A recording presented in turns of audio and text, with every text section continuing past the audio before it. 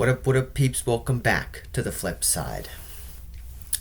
I was going to record another collab with me and JD Breezy playing Slaney Tubbies 3, but then I thought of an idea, because when I reacted to that Mortal Kombat 1 trailer, I thought to myself, well, Shang Tsung got utterly bodied by Liu Kang in that trailer. So was NetherRealm Studios hinting that Shang Tsung is not going to be the main villain, or if not one of the main villains?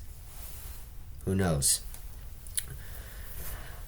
So I came up with this thought process that mainly states that Onaga is going to be the main villain. Now, I told you guys that I thought Onaga would be a cool villain in the last video. This is mainly because I noticed that throughout the franchise's history, the games keep retelling the same stories, right? Mortal Kombat 1 through Mortal Kombat 4 was retold through Mortal Kombat 9 and 10. No, 9 and X. You know, with the tournament, the Earthrealm invasion, and then Shinnok's return, with a few twists and turns, but it's basically the same story. Now, after Mortal Kombat Aftermath, with the final Shang Tsung and Liu Kang fight, with, I believe canonically, Liu Kang coming out on top, which is actually confirmed, we are not going to have a Deadly Alliance retelling. That shouldn't be coming, at least not yet. Hey, who knows? Maybe Mortal Kombat 2 will retell it. You know, I don't know where the story's going to go yet, but maybe as time progresses, events will sort of fit into the opportunity for NetherRealm to retell the story of Deadly Alliance, since they already say that it's okay to bring back Shang Tsung because he is a playable character in Mortal Kombat 1. So, without further ado, let me explain my thought process as to why I think Onaga is coming back. So, I've already made my point that we keep getting the same stories rewritten over and over again. But the story that we have not gotten retold yet is the return of the Dragon King, aka Onaga. Now, in the original story, Onaga comes to Shujinko as a boy and says, I'm the conscience of the Elder Gods, and I need you to collect the Kamidogu, which he does, and it takes him almost his whole life. The dragon egg that was hiding, Onaga's spirit or whatever, goes into Reptile when he was coincidentally right there in the tomb. And then, because of Reptile being of the same species as Onaga, Onaga is able to use Reptile's body as a vessel, and then it transforms. So, that's how Onaga came back. Basically, it's Reptile's fault. Well, not just his fault, but coincidentally he was there, which kind of sucks. Reptile, in my thought process, is not going to be partly the fault of Onaga coming back. In the Mortal Kombat X comics, well, the comics before Mortal Kombat X, you know what I'm saying. It ended right at a cliffhanger where we thought events were going to take place. DC canceled them, which was pretty stupid because we had a pretty good setup as to how the story was going to continue. So, but research after research, I discovered that it wasn't going to be Reptile this time. It was going to be Goro, who is of dragon descent, which it makes sense, doesn't just have to be reptiles species. So Onaga uses Goro's body as a vessel, and then everybody goes and fights Onaga, who is in Goro's body, who is, it's technically Goro's body, but it transformed into Onaga. And then everybody went and defeated Onaga, and this and that. This is hinted because in Mortal Kombat 11, there's a before the battle dialogue between Baraka and Shiva, and it described Goro being the vessel for Onaga's body and coming back. Baraka asked if this happened, and Shiva replied that it did, and almost destroyed Outworld. So that's basically confirmation that, in my head, should be canon. This should have been a story instead of, the Chronica story and the time travel and this and that crap. MK11 did some good things to the story and the characters, but it had so many major flaws that I just wish that the story after Mortal Kombat X went a different direction. We could have had the missing storyline with Goro and Onaga. And apparently there was going to be some Red Dragon in it as well, and some more in-depth story between Sub-Zero and Frost. What we got in MK11 was garbage. Garbage. And the way they just wiped away Dark Raiden in Chapter 2 was so... It was a humongous amalgamation of missed potential. I'm sorry. I'm more of a guy that prefers Dark Raiden than Light Raiden. We as people tend to take a liking to villain characters because, if the story progressed as it should have, not the time trial crap with Chronica and this and that, I believe that Dark Raiden could have been the main villain, or at least could have been one of the problem characters that sort of gets a redemption arc at the end, Raiden starts to go crazy and does bad things to Outworld, and then he realizes it, and then maybe he turns light again. And, if we didn't turn Liu Kang into a fire god, and then the creator of time in Mortal Kombat 1, who created everything. By the way, what is up with that Raiden design in Mortal Kombat 1? What is up with that? I mean, he doesn't look like Raiden at all. I mean, I get that Raiden lost his powers because he gave it to Liu Kang, but honestly, we could have brought him back as some sort of deity.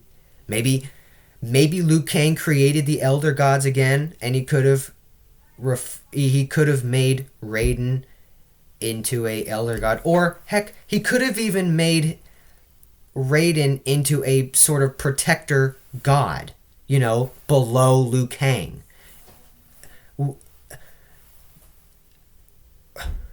It doesn't have to be this difficult.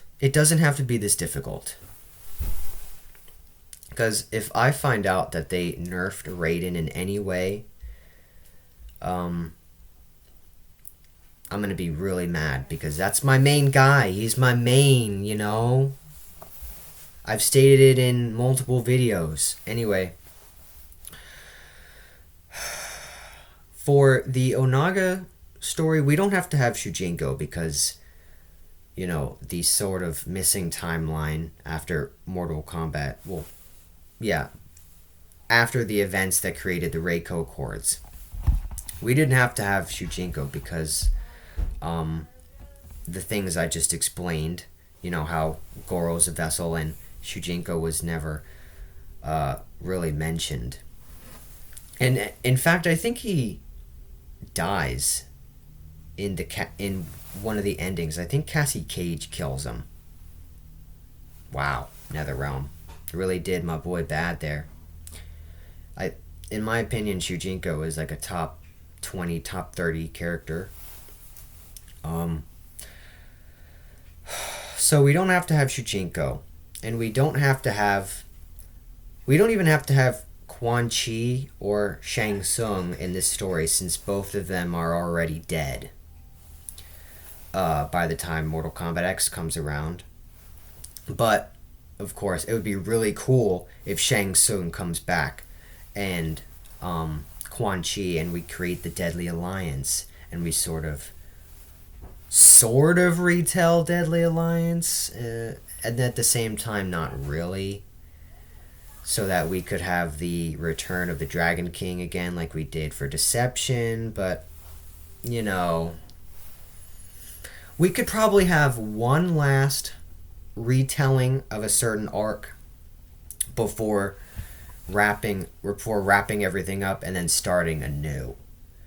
I think the retelling of Deadly Alliance and then Deception should have came after Mortal Kombat X, because there was one, and I don't believe this is canon, but there was one ending in Mortal Kombat X, I think it was Ermax, where he went to some sort of tomb, and there was Shang Tsung's dead body, and he came back, and I think he killed Ermac, and then took his souls back or whatever.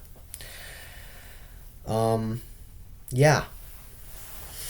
So we could have had Shang Tsung, and then Shang Tsung could have resurrected Quan Chi, and then Quan Chi would have been in debt to Shang Tsung, and Shang Tsung could have been manipulating Quan Chi, but then Quan Chi would have had a plan to backstab Shang Tsung in the end, just like, not just like, but remember in the Deception opening cutscene where the Deadly Alliance defeats Raiden, and Shang Tsung and Quan Chi start fighting.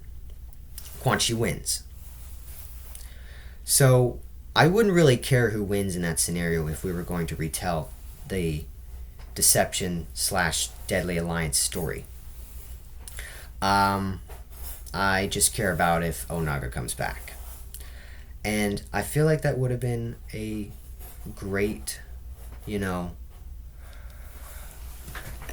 would have been a good retelling before we wrapped everything up and started anew with the time travel stuff and Chronica, and then Mortal Kombat 1, where Liu Kang, sort of reshapes the world. It doesn't make any sense to me that Liu Kang, as the creator of everything, would bring back Shang Tsung. He would allow that to be created. Can't he just wipe him from time, just like how Chronica can wipe people from time like this with the snap of her fingers, like she almost did to Raiden and Fujin in that one cutscene in Aftermath. Okay, so moving on. I do believe that the return of the Dragon King could work in Mortal Kombat 1 regardless of everything. Regardless if we retold Deadly Alliance and Deception before Mortal Kombat 11. So we don't really get much intel on how much Liu Kang knew about Onaga. All we know is that Liu Kang hates Shao Kahn, and he also hates Shinnok, because in the MK11 cutscene in Chapter 2, when everybody comes back and everybody and all the villains have escaped with Devora's help. They reconvene with Kotal Khan, and Kotal Khan tells Raiden that Shinnok was defeated, and then Liu Kang's like, "What? Shinnok's defeated?" So he knows about them, but we never get any insight on how much Liu Kang knows about Onaga. We never really did in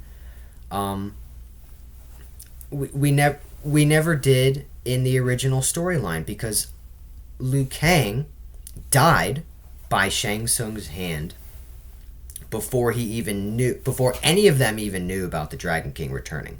Nobody saw that coming except for Shujinko and Onaga and the Elder Gods. So we could bring back Onaga. That would work. My main points is that I don't believe Shang Tsung is the main villain in Mortal Kombat 1, since he already sort of was, in Aftermath, and that rivalry, I think, ended. It should end. Kill it with fire. It's over. So yeah, those are my thoughts on whether Onaga is going to be the main villain or not. If it's not going to be Onaga, it shouldn't be Shao Kahn. Shao Kahn is also done. Done and over. Bury it. He's been the boss so many times. He's been in the story so many times. He had a great couple chapters in MK11. We even got to play as him, and he was being badass with Sindel, kicking everyone's ass. It's over. Done. We should either have a retelling of Deadly Alliance / Deception, or we need to come up with a new villain, because we need to stop recycling old stories we've already had recycled. And those are my thoughts. Let me know what you guys think in the comments section down below. Today is Sunday, so this video will be uploaded on Tuesday. So whatever I miss on Monday and Tuesday... No, today is Saturday. I'm recording this on Saturday. It will be uploaded on Tuesday. So whatever I miss on Sunday through Tuesday, it will be because I was busy and working. And with all that said, I'll see you guys next week back on the flip side. Peace.